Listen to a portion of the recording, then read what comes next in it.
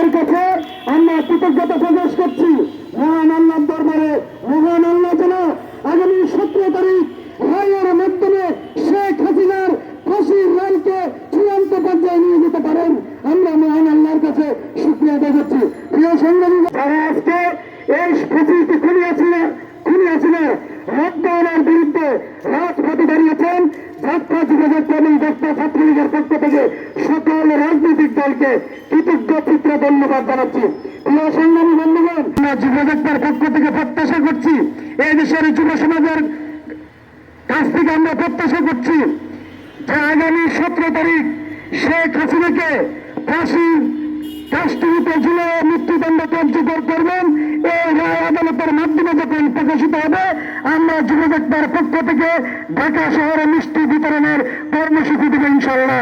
সেই দিন মিষ্টি বিতরণ করা হবে।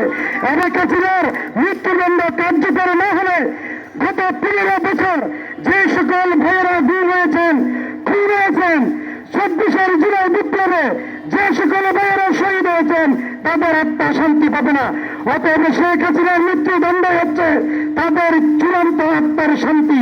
আমরা বলবো আগামী 17 তারিখ শেখ হাসিনার মৃত্যুদণ্ড অবিলম্বে ঘোষণা করবেন আদালত, এবং আমরা সেই দিন রাজপথে থাকবো ইনশাল্লাহ। কোন আওয়ামী লীগ, গুন্ডা লীগ, ছাত্রলীগ সেই দিন যদি কাউকে রাজপথে পাওয়া যায়, তাদের হাত পাকে ভেঙে দিয়ে তাদের গুপ্ত আস্তানে তাদেরকে প্রেরণ করা হবে। সর্বশেষ যে কথা বলতে চাই, ভারতীয় রেলের পরিকল্পনায় শেখ হাসিনার নির্দেশে সুদূর দিল্লি থেকে যে কর্মসূচি ঘোষণা করা হচ্ছে, আমরা বলবো এটি সন্ত্রাসীমূলক কর্মকাণ্ড।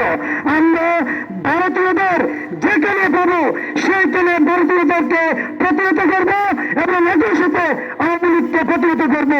কারণ বাংলাদেশ নিয়ে আওয়ামী লীগ এবং দিল্লি ষড়যন্ত্র করছে।